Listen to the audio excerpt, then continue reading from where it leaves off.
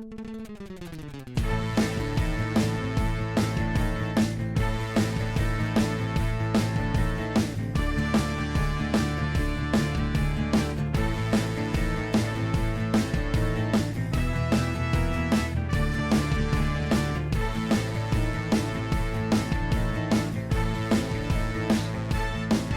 April showers bring May flowers, then what do May flowers bring? Well, comics shipping in July 2023, since this is a previews episode.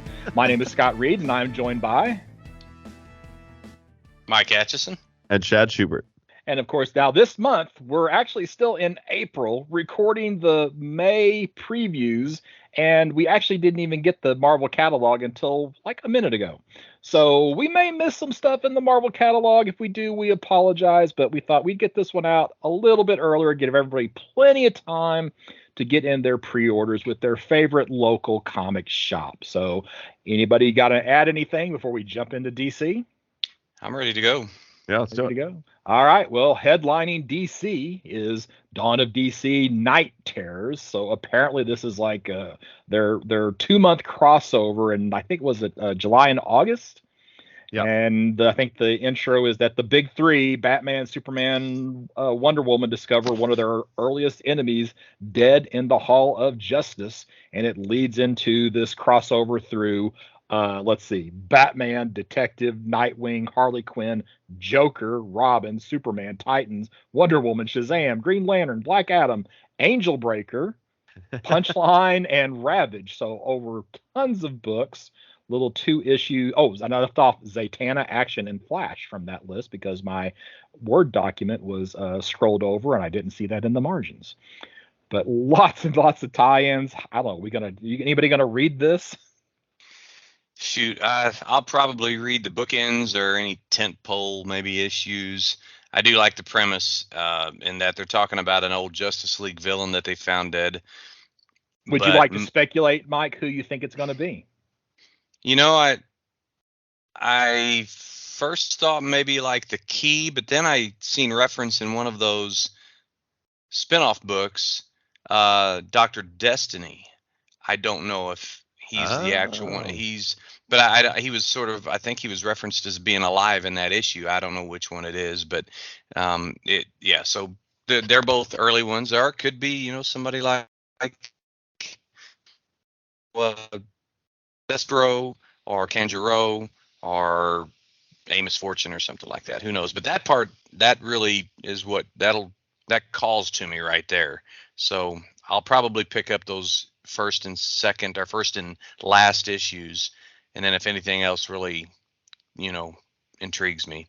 Howard Porter art, though, I mean, this guy is amazing to me. He was the stalwart artist on that Grant Morrison JLA. And then sometime in the 2000s, he hurt his hand. He cut a tendon between his thumb and his finger, I believe. And it took a lot of rehab to get and it was his drawing hand. And you could kind of see it in some of his work you could tell was a little bit diminished in like Justice League 3000 or whatever. But when you look at this cover and some of the interiors, it's like he's been real well. One thing that interested me was Wesley Dodd Sandman showing up in issue 2 of the Night Terrors series proper, which I thought was kind of cool. Now, this character Angel Breaker that is getting their own 2-issue series, do we know is that a new character or is that an existing character? Not new. I think I looked it up because I didn't know either. It looks like they were in an event maybe last year, but this would be their first title with their name. I don't know what do you call that? Their first solo title. Solo title, yeah. There you go. Yeah.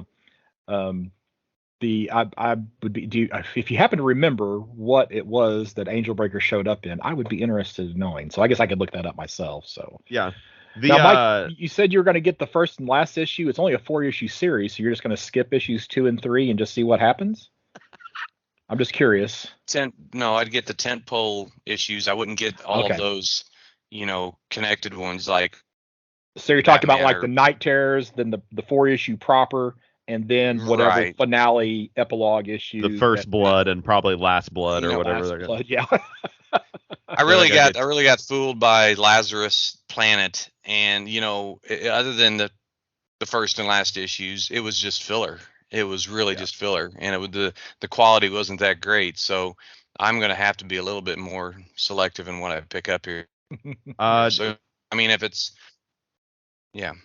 Angel Breaker first appearance was in Shadow War Alpha, so it was that Shadow War thing that they did last year. Okay, was that part of Batman?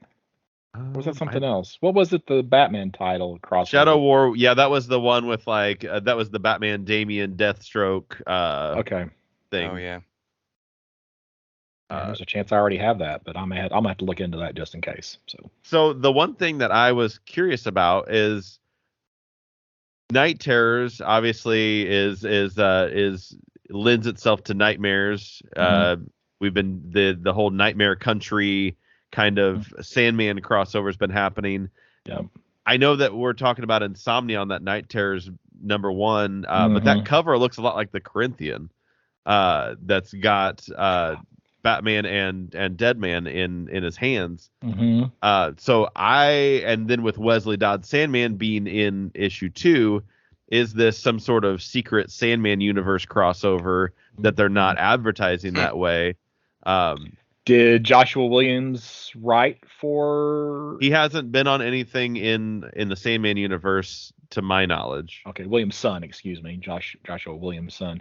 Yeah, but it's also like it's Night with a K, right? Right. So it's as opposed to Nightmare Country, which doesn't have the K, right? Right. Is it? Yeah. The actual night, and this is as in Dark Knight, but So anyway, it's I don't know. It's their 2-month crossover, lots of titles. I guess their other titles are going on hiatus. Looks like it during this time because they aren't advertising for anything else during those months. So, and it takes up a lot of pages in the book. It's Night Terrors all the way to page 16. So, anything anybody want to add about Night Terror before we move on to page 16? I'm just scrolling through these, but go ahead, Chad, while I scroll. I had just flagged a couple of the Night Terror books. The Night Terror Detective Comics is pulling in the robot Batman suit that Gordon used in the New 52, so I thought that was a cool kind of nod to that. And then I thought it was just comical that the Joker Night Terror book is his nightmare is having a boring desk job, so that's what his issue is kind of circled around. So just a couple of notable ones.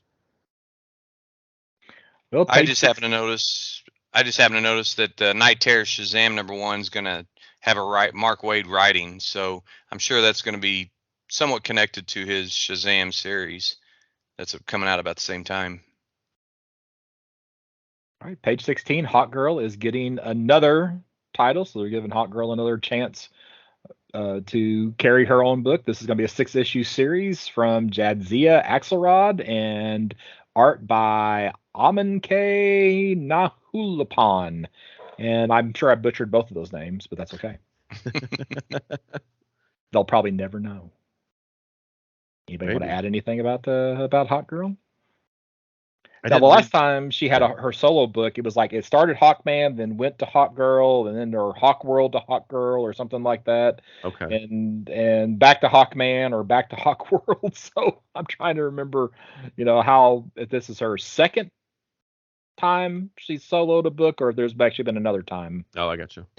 It's the first time that like you said, she was on the title, but the comic was actually Hawkman, or it was the blurb on the cover was Hawk Girl for a while. It was right, yeah. But it transitioned from Hawkman to Hawk Girl, and then back to Hawk World or Hawkman. So but in my mind, that's still not. You don't count that as a Hawk Girl book. Oh, okay. Just because it didn't start that way. They were just trying to get some. So like Captain America, which started at issue 100, is still Strange Tales because that's how it started. Yeah. Just to clarify. Okay. All right. I just want to be sure. If you're looking for the distinction of if it's actually a Hawk Girl book. I don't think you can say it stands alone as a Hawk Girl book. Okay. I mean, Superboy and the Legion of Superheroes started out as Superboy, then it was Superboy and the Legion of Superheroes, and then it was Legion of Superheroes. So, but hey, I guess it depends on how you like to sort your comics. Yeah. I wonder what it says in the indicia. That's a good point. My next thing's on 21. What's anybody got before 21? I don't have anything before 21. Okay, well, I'm only mentioning 21 because Superboy, the Man of Tomorrow, issue 4. Maybe a new character. I'm trying to remember exactly what it was. There was the known as a hulking clone known as Infinity. I thought Infinity was primarily a Marvel thing, but now we've got Infinity here in DC. And Superboy Man of Tomorrow is that new. Also the Cosmoteers, which is probably just some of Superboy's friends, but so it's probably individuals that are maybe going to be the Cosmoteers. So potentially some first appearances in this issue. Back on 20, I know you just said 21, but Tale of the Titans, I like that they're going to kind of revisit that format of having some standalone. They got to keep that trademark alive. Yeah, I think it's going to be really good. I'm anxious to pick those books up. 22 is my next thing. So Okay. 22, we got Steelworks number 2 still being written by Michael Dorn. Possible new villain alert, Silver Mist. So I guess you got a new writer, has his own ideas for a bad guy, got to include that bad guy in the story. So probably, I'm going to guess we would have had a cameo at the end of Steelworks number 1. So this will be the first full appearance of the villain Silver Mist. And then my next thing's on page 28. I got 26. Is the sequel to Batman Beyond Neo Year is the Batman Beyond Neo Gothic. Neo Year went way longer than I thought it would. I didn't ever read it, but I liked the Batman Beyond character, and so I just wanted to point it out. If I could keep up with my to read pile that already exists, I would definitely be getting this book. I got 30.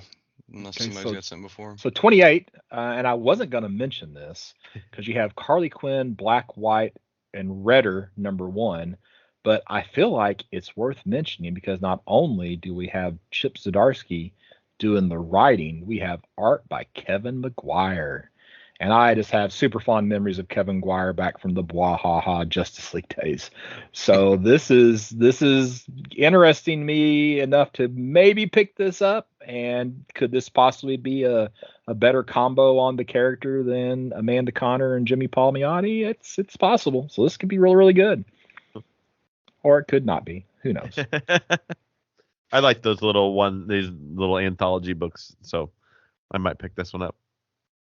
Yeah, I'm not normally a Harley Quinn buyer, but I just recently picked up at a store the Harley Quinn Uncovered, it's a book that just has all the variant covers over the years. But I picked it up because the main cover, the actual cover, is an homage to Crisis on Infinite Earths number 7. So you got Superman holding Harley Quinn instead of Supergirl. Isn't there a picture of that in this catalog someplace or something like it? I thought I seen it online myself, and then when I seen it on the shelf, I'm like, oh, I'm getting this. I remember seeing that somewhere, and I don't know where else I would have seen it other than here inside this catalog. So I seen it recently, and I was surprised to see it already on a shelf.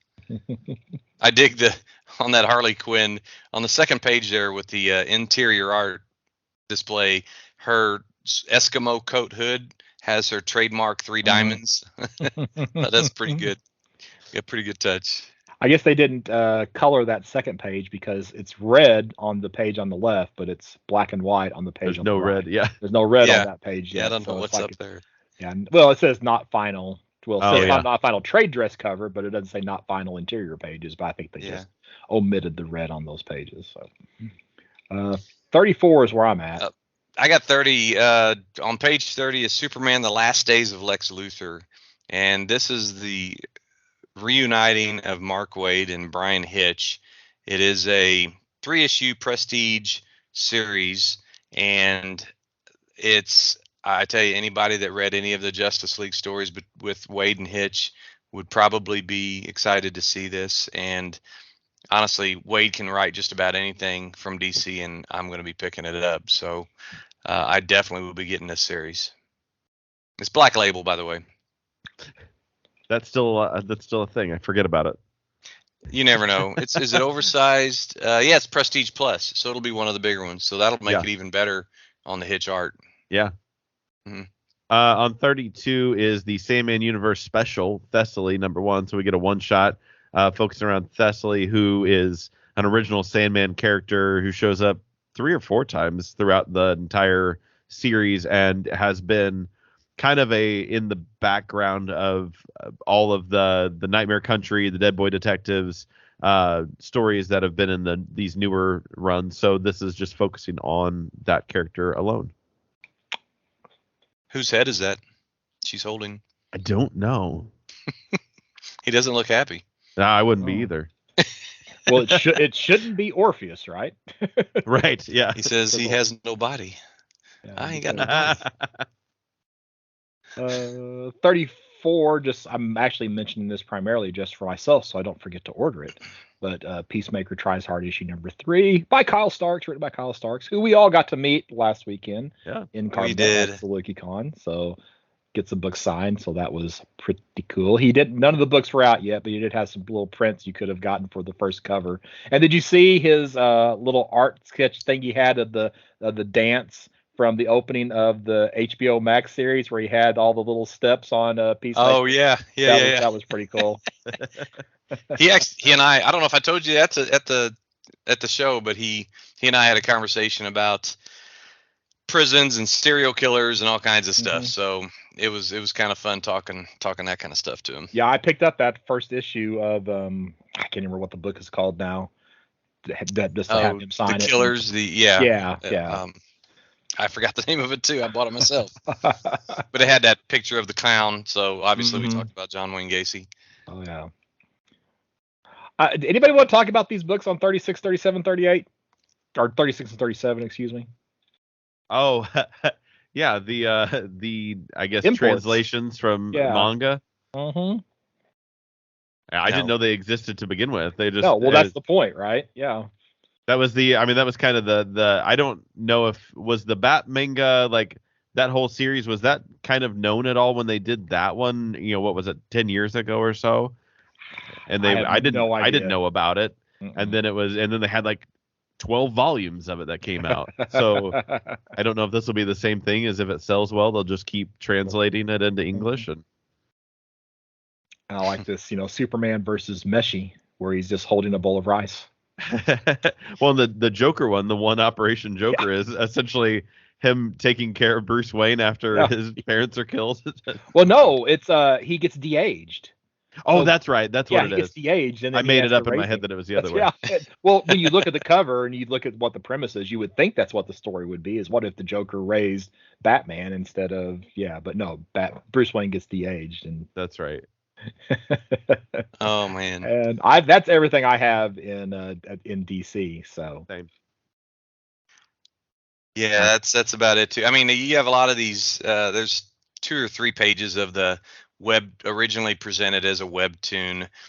The one that's Vixen NYC, I might get just because I like Vixen as a character. But that's all I had as well. All right, moving on to Marvel. Now, I guess we need to preface talking about Marvels. We didn't have much time, really any time, with the Marvel catalog, so I'll probably be doing a lot of these things out of order here in the Marvel catalog, so we'll be scrolling kind of fast. The first thing that I think I want to talk about is on page 4. So anybody want to talk about anything before page 4? Just that mini Captain Marvel variant for Disney 100 variant. Yeah, well, that's actually what I was going to talk about on page 4, because it's issue Amazing 29 that has Amazing Spider-Man number 29 is that Minnie Mouse Captain Marvel variant. Oh yeah, so, so we're talking about the same thing, just on different pages. That's right. Yeah, so I guess there's going to be a black and white version, which will probably be a 1 in 100 cover, and then maybe the color variant cover you can order as you want type of cover. But right. So you're looking at. And we lost you again, Mike, there on you're looking at. Oh no. Keep going. Okay.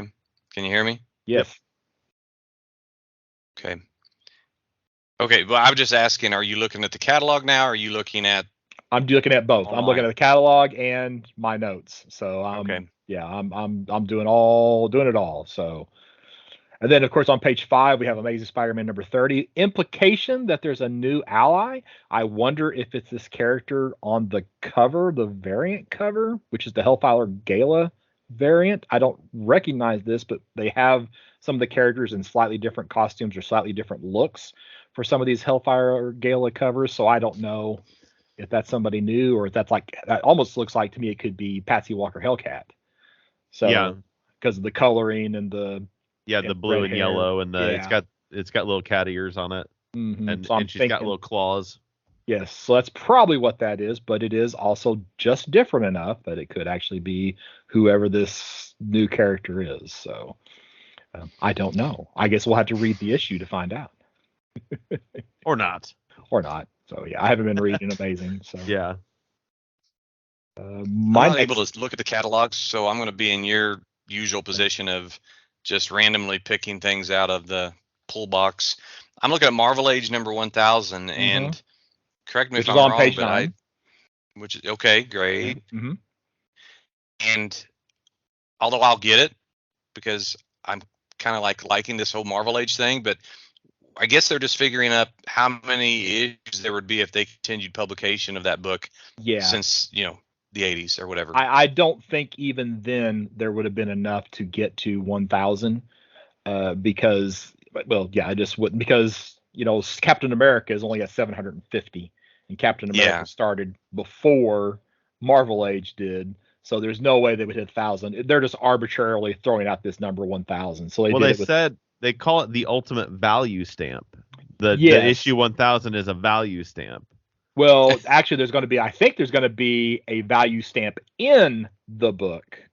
Not that it's the value stamp. There's going to be a value stamp, and they're making a big deal about who's going to be on the value stamp 1,000. And I'm going to predict that it's going to be Stan Lee. But what do I know? Yeah, I see. I understand. I think that's a pretty safe prediction. Yeah. So, so you'll have one more book that you can cut up to ruin the value for. Let's just have to buy 2. Buy 1 to cut up. Buy 1 to cut up. Yeah. And that's what Marvel's hoping. Don't buy 2, buy 4. But yeah, this was like Marvel Comics 1000, and then they did 1001, and that was like a Deadpool 1000. Yeah. That was really like the first book that I know of that had a 1000 issue was Deadpool. And that's what you expect from Deadpool. So they skipped more than a few. So right. Let's see. My next thing. I don't know what my next thing is. I'm having to scroll. I actually have a couple more things. On page 10, I had marked just there's a new Blade number 1. Not much to say about it. Didn't seem like the solicit was much of just saying like, hey, there's a new one. There's a Frank Miller variant though, which was kind of cool. There's several Frank Miller variants in this catalog. There was one on the Marvel Age 1000. There's another one on Moon Knight 25 as well. Those are the only ones that I remember noticing.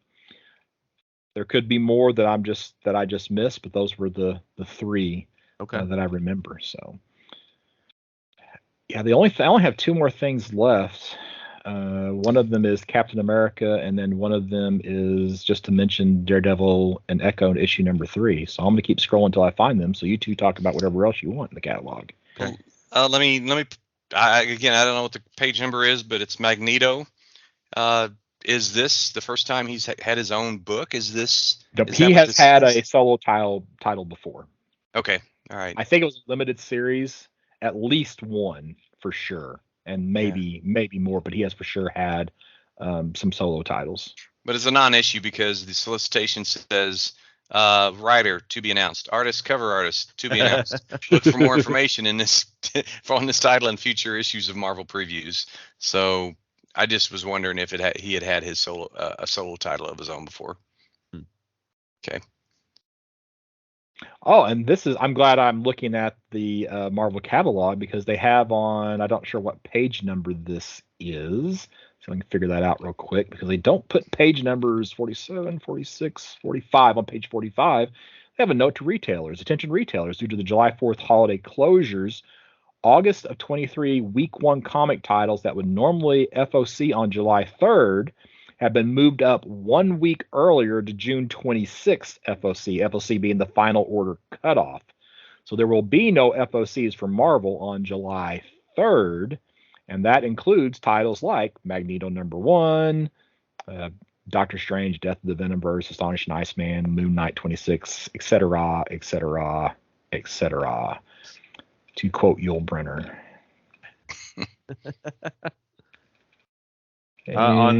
On page 32 is X-Men Days of Future Past Doomsday #1. So they're doing a 4-issue prequel to Days of Future Past that will be telling, I guess, kind of telling how the world got to where it was when we pick up in Days of Future Past. So cool thought. I mean, at this point, I think I kind of like it when they tell the stories that bridge the gap of giant older X-Men stories than I do the new stuff that they think of. So. as long, well, sometimes though, you know how it is when you actually get the ending or you get the introduction, it's not what you want. Right. Yeah, absolutely. Then you're disappointed and you hate the whole thing. So okay, man, they must have hidden Captain America way down in the catalog because I still haven't gotten to it yet, and I'm on page 70, which is where Daredevil and Echo #3. No variant cover for David Mack though on issue 3. So, while you're looking, I'll mention that there's facsimile editions for the Incredible Hulk 180 and 181. In case resolicits. Resolicits, yes. Yeah. And they're soliciting both in case there's any dispute over what the actual first appearance is. Now I'm searching for Captain America because here it is. Okay, Captain America, going back to the original numbering, 750. This is on page 24. So it's going to be a big book, lots of writers, lots of artists. So apparently it's going to be like an anthology title. Ooh, and they're going to mourn their fallen. So I think this is close to the wrap up to Cold War. Actually, I think it's post the Cold War wrap up. So they got through Cold War, and now they are going on with the next title. My last thing in the Marvel catalog is on page 76 is the Star Wars Return of the Jedi series that they're doing. This is the book The Rebellion, which will focus on story including Mon Mothma, Admiral Akbar, and Poe Dameron's parents. So a cool little side story from some characters we're familiar with, and then some not so much. And on page, this will be my last thing, on page 88, if you never read the Matt Fraction, David Asia, Hawkeye, they got a new printing of that series, plus a couple other issues tucked in there as well. But it's really like the definitive Hawkeye story. So yeah, it is. Mm-hmm. I can't tell from. I just had one last one. It's a cover. It's a variant cover. It looks like to Captain Marvel. It doesn't say what issue this is, but it's by George Perez. The cover is, and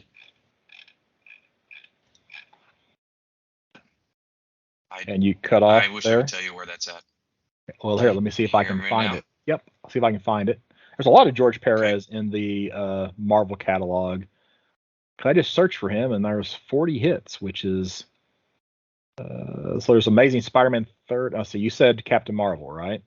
Yeah, it's Captain Marvel, and it's got Marvel and Carol in her Ms. Marvel outfit. Okay, here it is, variant cover. So it's actually it's Captain Marvel Dark Tempest #1 variant cover. Okay. Yeah, so that is on page. Oh, that's it now. 26 on page 26. Yeah, that looks good. Cover does. Oh yeah. Don't know about the rest. Don't know about the rest, but the cover looks good. So, I always, I mean, I understand why that they would choose to put this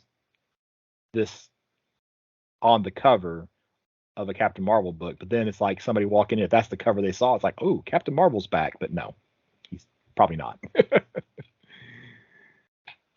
All right, that wrap up Marvel. I think so. All right, we ready for the big book? Big book. Big book. All right, let me make sure I get my pull box here pulled up. So much easier when I have a physical copy. It's not that difficult. It's not too bad just to use pull If up. I'm at home and I've got multiple screens, it's not bad at all. But when I'm on the road and I got a little bitty laptop. All right, so just a reminder, orders for previews due each month on the 18th. You maybe get a day or two extra time, but my advice is not to risk that, because sometimes they put the order close date a little bit earlier than what you would expect. Usually it's like at least 7 days after that, but occasionally it's been the 18th is actually the day that retailers have to have their orders in as well. So, All right, so start with Image. Let me start with the scoop. Well, no, because okay. Go ahead. Go with the scoop. Okay, I just did the scoop. The scoop. Detective Comics number 27, a 6.0 CGC grade, has realized $1.74 million at Heritage. So I like to mention when there is a new notable sale at a new,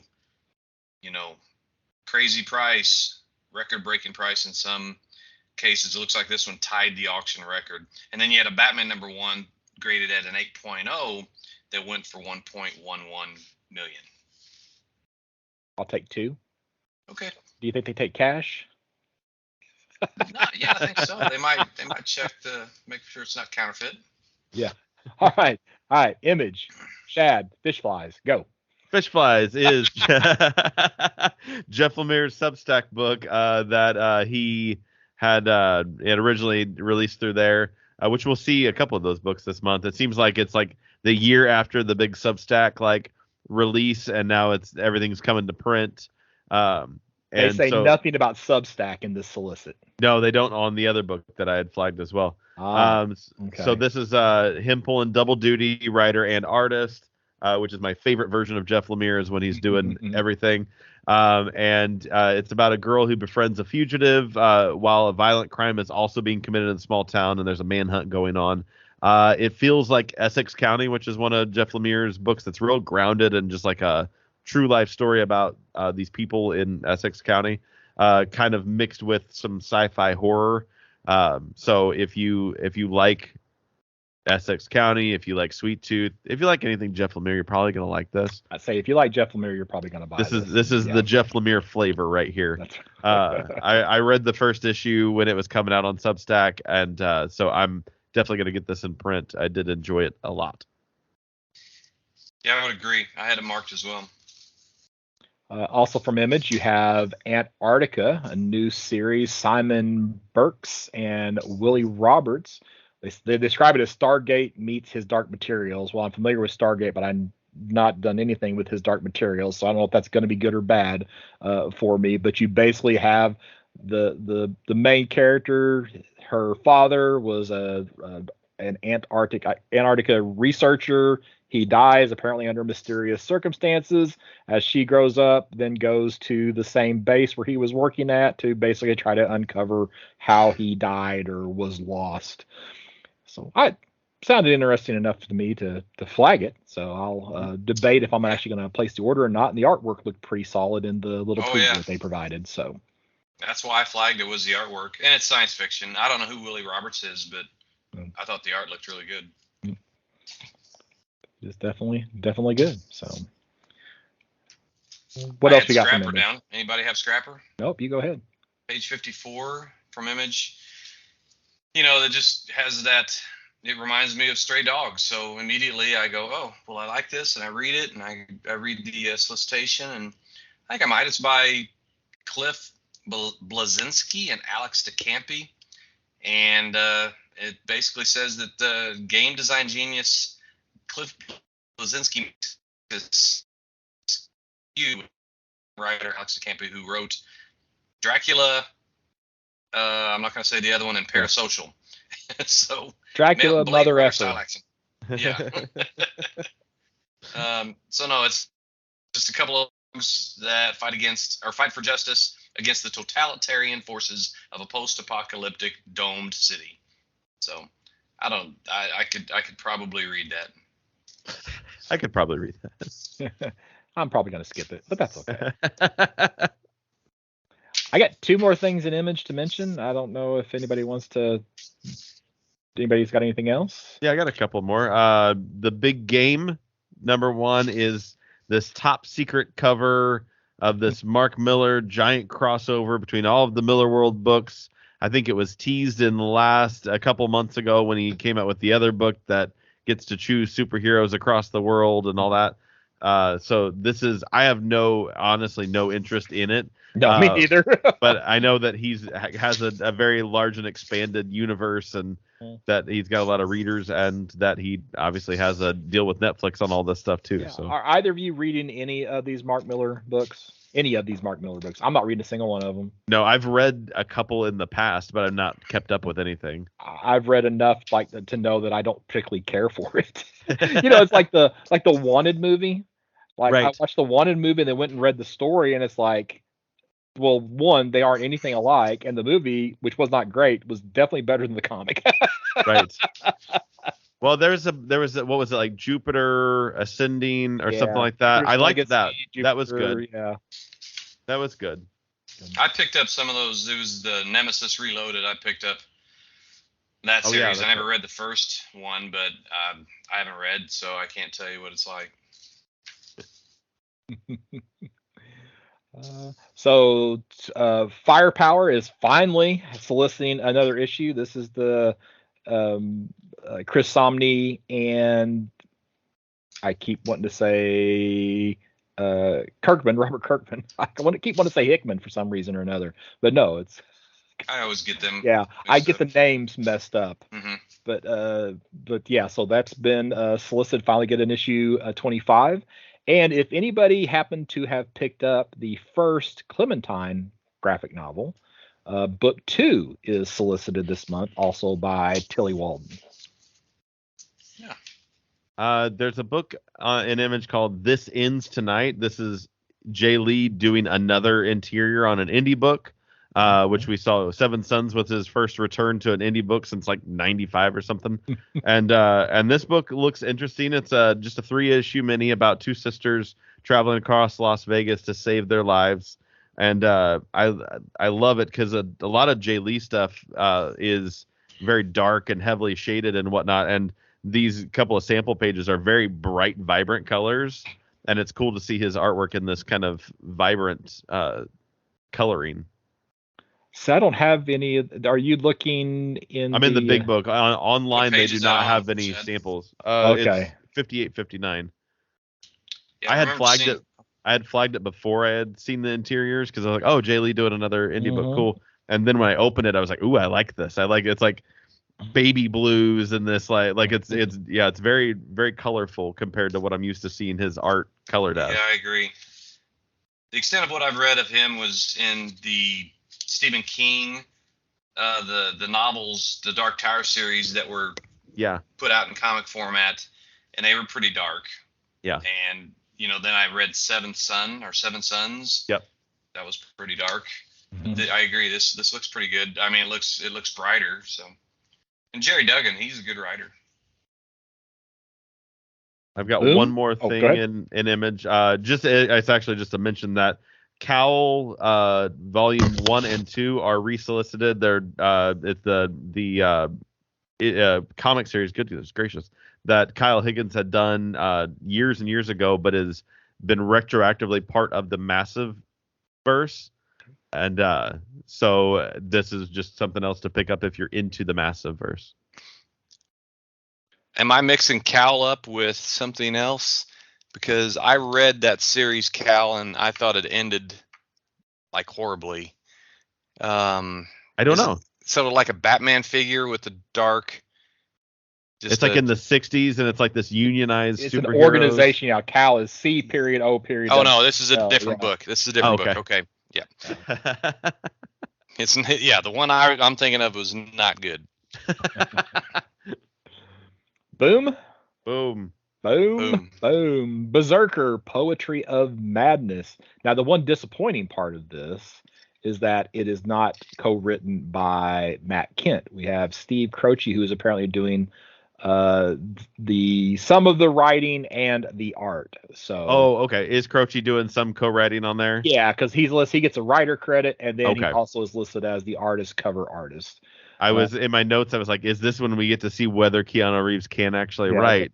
Yeah, but no, we are getting a co-writer, so Gotcha. we don't know the level of which. Now, I am going to say that the variant cover, the cover B, I think is a better looking cover than the cover A, but that's what you got. So, and they keep referring to Berserker as B. They don't call him Berserker; they call him B. Interesting. Okay. And now, just for the record, Keanu Reeves is a record-shattering comic creator. Whoa. What record he shattered, no one will know. But and then also we have The Expanse, Dragon Tooth issue 4, and that's more just a reminder to me to order it so I don't forget. You said Steve Scroce, and I swear I heard Jim Croce, and I was like, oh, I love that song, Cats in the Cradle. Yeah. In Boom, I also have Sirens of the City #1. This is the other Substack book, so this one also is not noted as that. But the artist Kari Randolph has a Substack, and I was looking at this and I went, I guess I read so many Substack, like the free first ones that they put out when it all came out. I don't remember where they all came from, and then I was like, man, this artwork looks so familiar, and I've seen this before. And I was like, oh yeah, that's what it is. It was a Substack book. But the artwork's great on it. It's a kind of a black and white with a bunch of vibrant colors kind of sparsely used in it. It's a 1980s New York City, so it kind of gives you that kind of grimy vibe with the neon lights here and there. So I really like the artwork of it, and would consider maybe picking it up, though I do have it all digital. So it's Now I'm reading the solicit, and you know what it reminds me of? Reminds me of Abbott, because you have like the supernatural creatures coming after the one person here, and it's just like set 10 years because Abbott's in the 70s. So this is in the 80s, so it's just what page was that on again? 102. Yeah. 102. Okay. Huh. And it's a gem of the month from Diamond. So. Oh, okay. Yeah. And the B cover has a Jenny Frison cover. That's all I got from Boom. Same.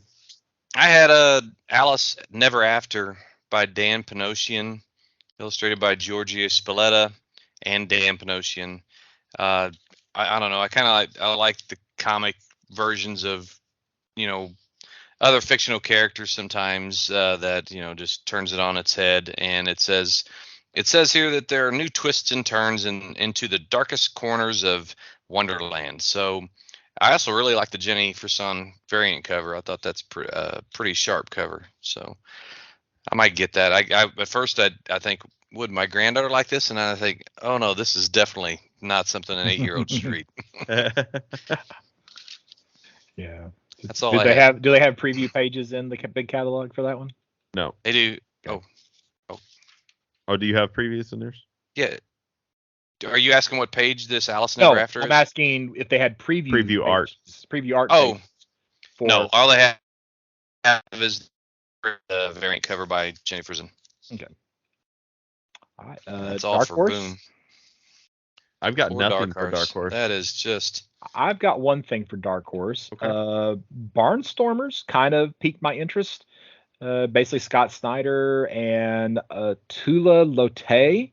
So it's basically a love and murder story set in post World War I about early aviation. There's a massive number of covers to this book as well.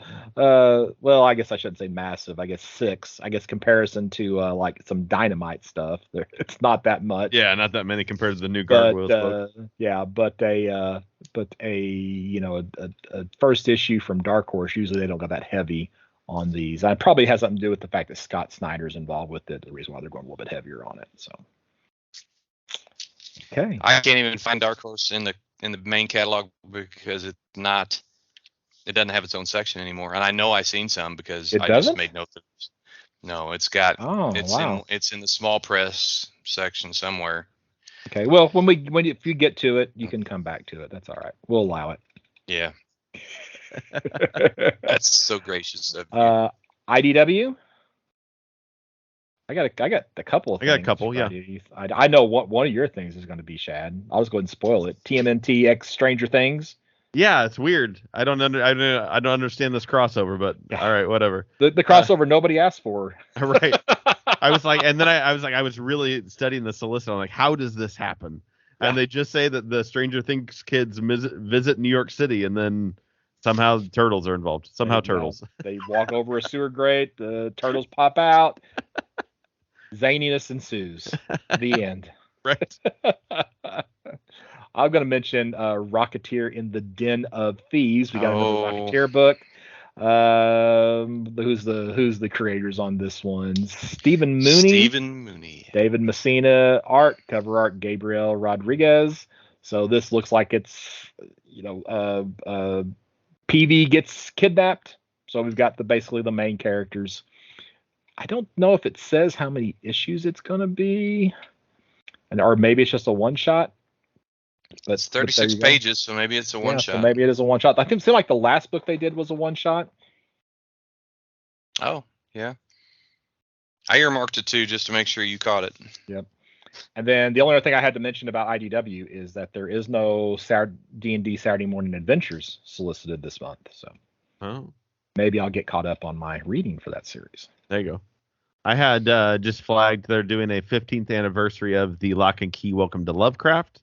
And it is the only bad edition, though, which is just enough to make somebody who's bought it probably 3 times already buy it again, is that they're rewriting the ending to end have a bad ending instead of a good ending, like it's going to end in not positively for the Lock kids. Okay. I know. Oh, go ahead. I was just to say, I'm back to where on Pullbox they mentioned DC and Marvel. So anything DC or Marvel that you didn't mention that you want to bring up now? Nope. Okay. All right. Then Dynamite. How about Dynamite? How about apps? Yeah, Dynamite. Yes. Let me go backwards here. Dare to Beat Dynamite. Yes. So we are getting a complimentary series, Gargoyles Dark Ages. It's a 4-issue series, I believe. So we'll have 4 months there of 2 books for Gargoyles in Dynamite instead of just the main title. It's going to focus on the medieval time gargoyle story where the humans and gargoyles got along. Ah, okay. I see Red Sonja has a new number 1. Okay. I don't have anything else with them. Yeah, no. Me neither. Dynamite's always a struggle for me to mention anything. So. I mean, yeah.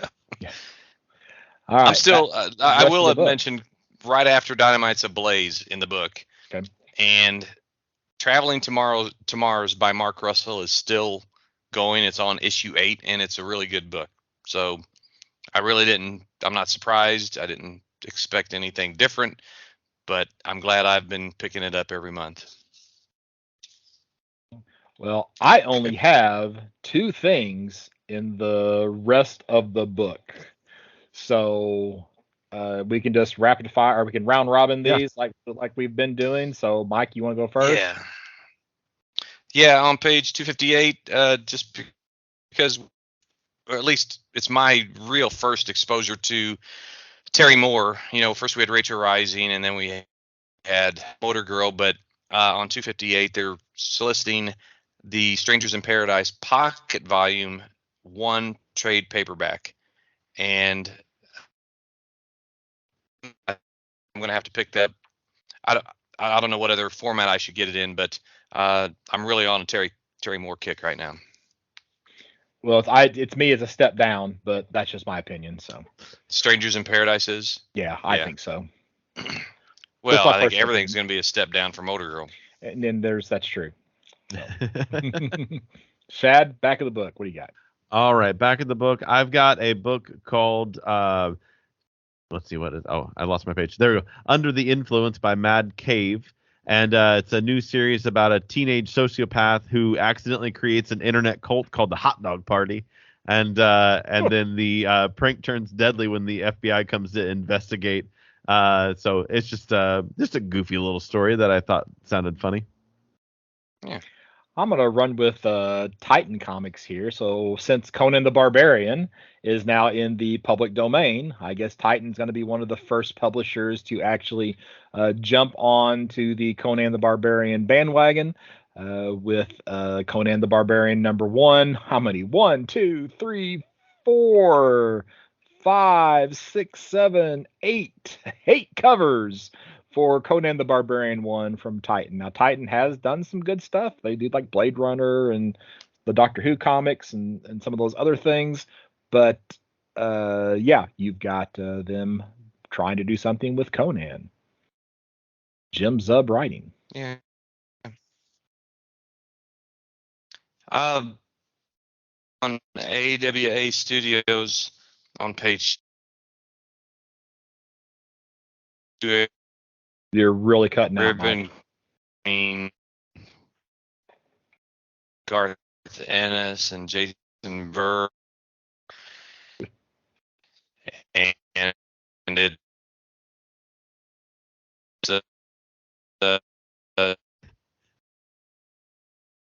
it's so bad that I think he's just like I think he's just goofing off. So,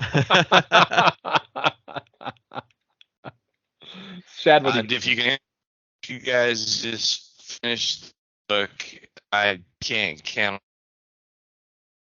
You got it. Internet connection. Okay. All right. I've got from Ahoy Comics a Comic and On or Con and On number, which sounds weird when I say it out loud. Con and On #1 is it's just a book that they wrote about Comic-Con, which I sometimes I enjoy just getting a story that takes place within a comic convention. And so you're getting all of the different your washed up actors, your comic artists, and everything else in between in this little 5-issue mini that looks like it has some elements of not being within reality as well to it. So it should be fun. I'm going to mention this because I thought it was so cool. The idea last month from Source Point Press, Murder by Mail. They have a second issue, this interactive RPG in comic book form, where you get to attempt to solve a previously unsolved murder. I have the first issue on order. I'm going to go ahead and order the second issue as well. So give that a shot. From Keen Spot, which I've not heard of this publisher before.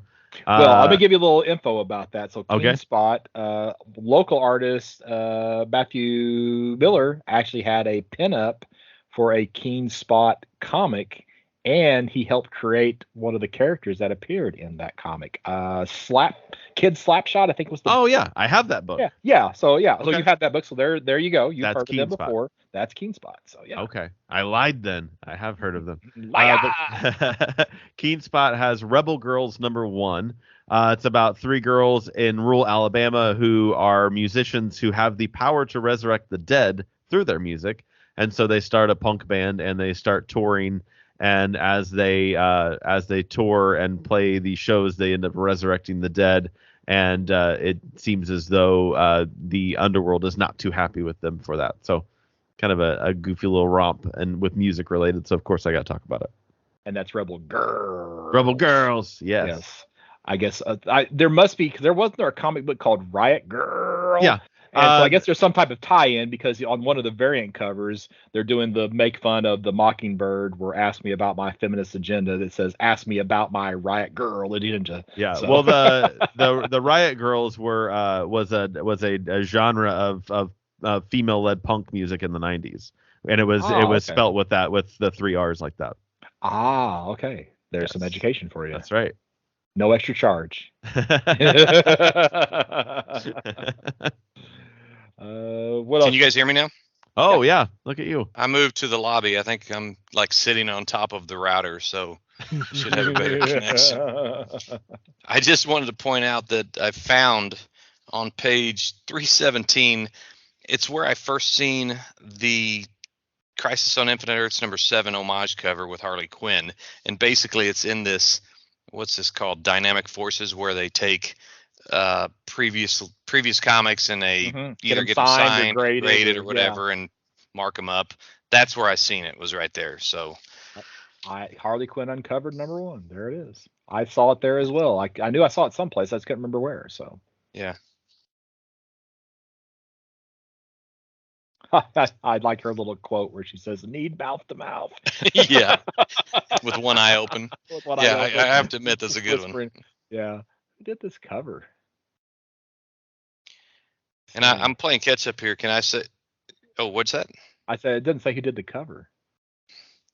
So, see any name? That's okay. Go ahead, Mike. Okay. Take, whichever you want to talk about. It was just page 337 is under humanoids. And I don't remember ever mentioning anything from this publisher, but it's called 8 Limbs, and it's by Stephanie Phillips, and that name caught my attention. She's done some work that I thought was pretty good in the past, and it's about female boxers. And I don't know, it kind of reminds me of that Gina Davis movie and Clint Eastwood. I forgot the name of it. She's the boxer. Ring a bell to anyone? Yes, but it wasn't Gina Davis. It wasn't Gina Davis? No, I don't think it was Gina Davis. It was. Well, it was the girl in the office where they had the contest about whether or not she was good looking or not. Oh. And I'll look that up. They called her Baby or something about Baby, or the heck was that? Anyway, yeah. Okay. The one with Hilary Swank? Hilary Swank. Yes. That's right. That's yes. right. Yeah. Thank you. I was typing in Clint Eastwood boxing movie. I still don't know. I can't remember what the name of the movie is, but Here, I'll find that. Something about Baby, I thought. That doesn't sound familiar, but $1 Million Baby. You're right. Hey. I got that part right. Or is that the right one? That's it. Yeah, I remember that. Okay, the downside of being in the lobby is I can't read anything in this book. It's so dark. But I've gone like 3 times in a row, so somebody else go, and then I got one more thing. I am done because I was gonna mention about something from tomorrow's, but since you're back, I'm gonna let you do that. So. Oh gosh. Okay. Well, then Chad. All right, I've got a book called Space Outlaw from Scout Comics. It's about the most dangerous criminal in the solar system escaping from the maximum security prison in Mars, on Mars, and then the prison wardens and robots trying to stop him. It's a Western set in space, which is kind of Star Warsian in that way. Artwork on the cover at least looks kind of cool. So I kind of flagged this as a potential. Cool. I'll go ahead and mention this one just because I saw it again. Tox from Blood Moon Comics. Basically, the idea you have this dystopian wasteland set in the future. Everybody's been sterilized. There's no new children being born, and a woman miraculously ends up pregnant, and she has to kind of stay alive. It's a la Children of Men, but in a slightly different environment. I haven't decided if I'm going to give it a shot or not, but it did at least catch my eye. I had this one pulled up too, also because it threw me off because it is this woman with short red hair and she's wearing yellow and has her belly out, which is almost identical to the look of the main character in What's the Furthest Place from Here, which is a girl with short red hair who wears a yellow trench coat and a black shirt with her belly out. And and because she's also pregnant in a world where people can't get pregnant.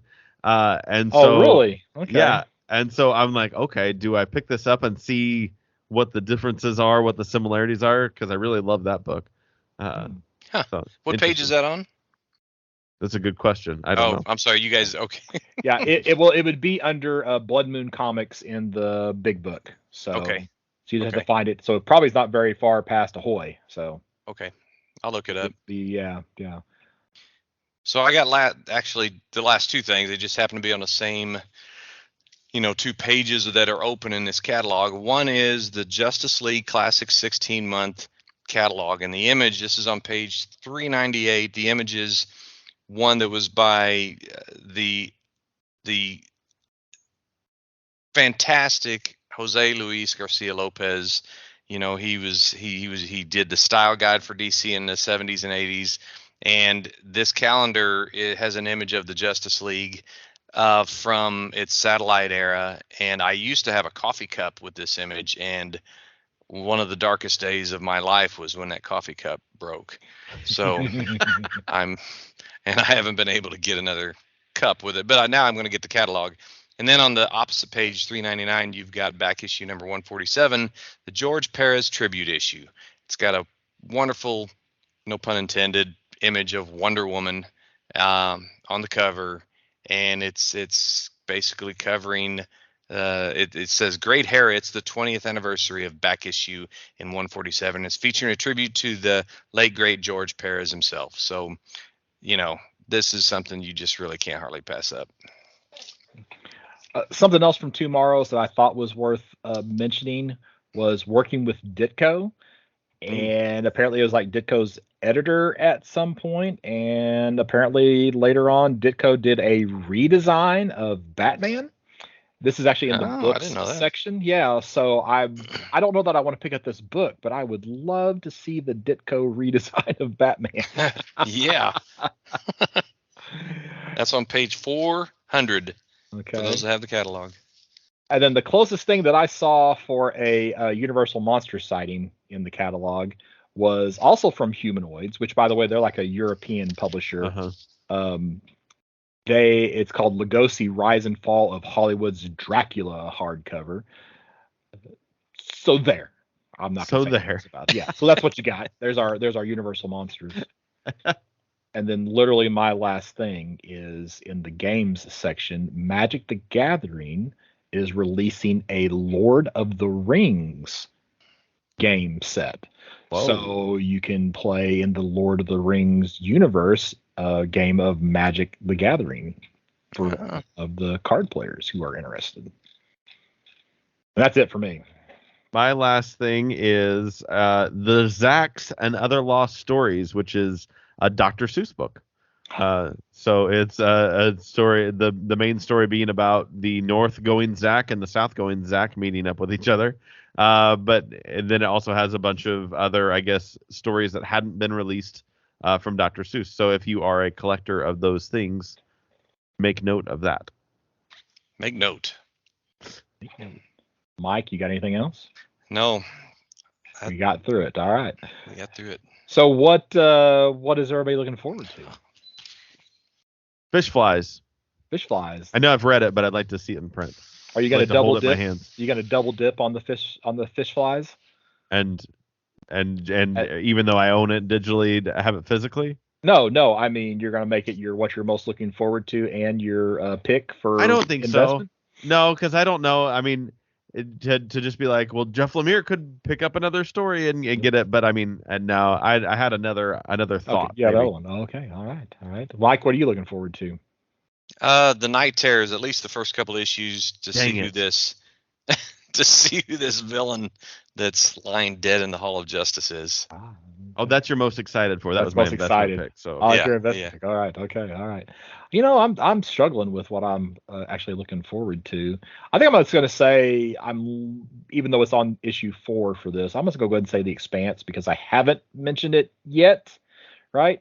So I'm going to just say I'm looking forward to finally getting the first issue of Expanse Dragon Tooth in my hands. It's telling a story that's in the Expanse universe, that's in a time period where there's a big jump in the books, like a 30-year jump in the books.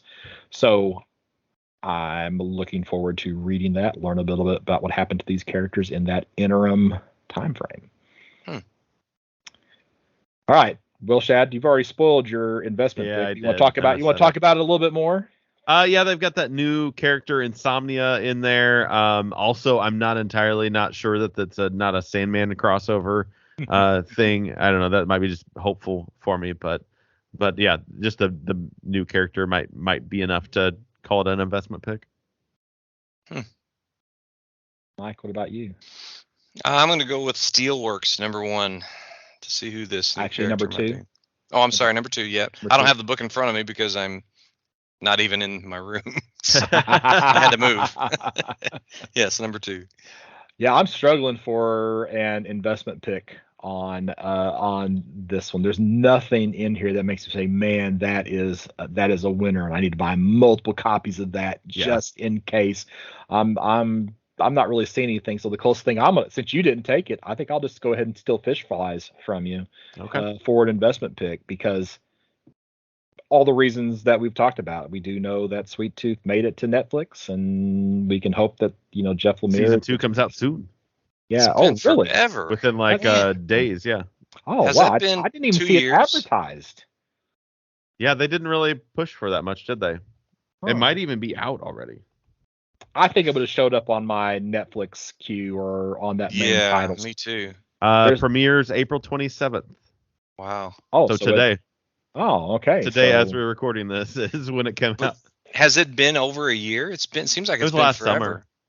It was. It seems like it's been I longer. think so. Huh. Maybe it was 2 years ago. I think it's been 2. If I had Time's to guess. messed up. I don't know how it works. How Time works is. anymore. Yes. And then that could fall back on Antarctica #1 just because it's kind of an interesting story. Kind of going to be self-contained. You could see that being in an easy movie or limited series on any of the streaming services, who are all desperate for content, something good that they can put out there. So. And now that they're going to tiers, at least HBO Max is. It's. You mean Max? Yeah, or Max. Yes. Oh, Max. Yeah, because nobody knows who HBO is. Right. Yeah. Yeah. Everybody will know who Max is. No, that's kind of disappointing to see that. Yeah. So, but anyway, that's neither here nor there. So, Shad, what is going to be in episode 161? Holy smokes! 161 is going to be we're just going to have a cornucopia of things. We're going to cover all the trailers that have come out recently. We're going to be covering Shazam 2. We're going to be covering Guardians of the Galaxy 3, and we're also going to be covering the Dan Slott, Mike Allred run of Silver Surfer. Yes, volume 1 and 2 of the Slott Allred run. Only 29 issues. That's right. That's right. But the ending is worth the read. So besides podcasts at birdcomics.com, Mike, if somebody wanted to reach out to you, where would they do that at? I would be at the Mike Atchison 5 Twitter, and that's common spelling. Yes. And I guess do you want to mention that you released episode 4 of Mars? Absolutely. That just was released today, hit the interwebs. Episode 4 featured Comic Emporium in Panama City, and we actually, not Panama City, Panama City, Florida, and we covered on our the three of us covered the recommended book, which was Marvel Treasury Edition #9, which had 4 really cool Bronze Age stories. Less cool for Shad because he was like, wait, I'm too young for this. More cool for me and Scott. Shad, what about you? You can find me on the internet, most likely Facebook at Shad Schubert. That's SHAAD SCHUBERT. And of course, always look out for new shows, concerts, whatever you call them. I don't know. For Shad and Thomas and whatever else I'm playing at. And I'm Scott Reed. You can find me at burgcomics.com, BURG Comics. There you'll find links to my social media, eBay store, convention appearances, and to quote Yul Brynner again, etc., etc., etc. And we'll be back soon with another episode.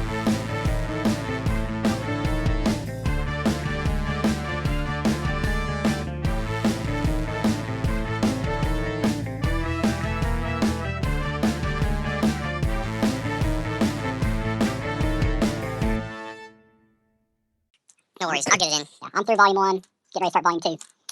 I'm through issue 1. Get ready to start issue 2. Hey, Well, actually, I didn't read issue 1 because I went on for 2 days. It kept airing out. Yeah, is it back on Unlimited again? I don't know. It was there, but you got an error when you tried to read it. It didn't even show up as an available option on mine. Oh. And but I actually had that one for some reason on my Amazon account. I guess it was probably like a free like issue 1 kind of a thing. So I was reading issue 1 there, and then it would pick up on issue 2 on Unlimited. I got one book coming up that I don't have anybody. I mean, Scott, you weren't really too keen on recording this book or reading this book because of the content. But Chew is next I up. was joking about Chew. It's fine. Okay, so you're good. You guys are good with doing it. I'm good. Is it just Chew Volume 1? Yeah, Chew Volume 1. Yeah. That's why I didn't continue with it after I read. Having read a couple of the issues already, I can see why because there's some gross stuff. Yeah. But okay, so put you guys down for that. Yep.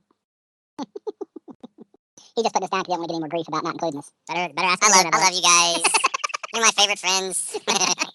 At this rate, we're gonna be your only friends. You're my only friends. Actually, I got Matt. He picked one. He wants to do Fables. So I got Fables Volume 1.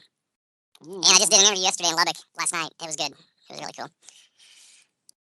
Okay. You're loading them up. You're gonna have to. Man, I am. You're gonna be more than once a month at this rate. Well, yeah, I've done pretty good. I actually got the 2 in a row, only a month part. Yeah. Scott just put up the number 4. So. Yep. I downloaded it this morning.